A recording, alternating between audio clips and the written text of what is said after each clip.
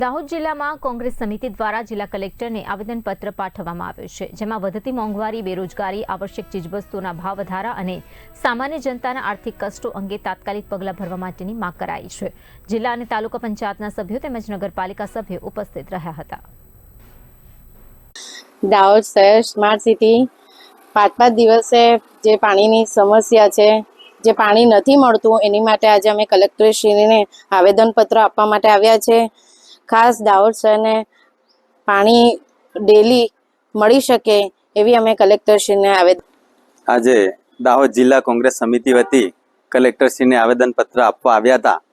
કે દાહોદ જિલ્લાની અંદર ખેડૂતોને પૂરતા પ્રમાણમાં અનાજ,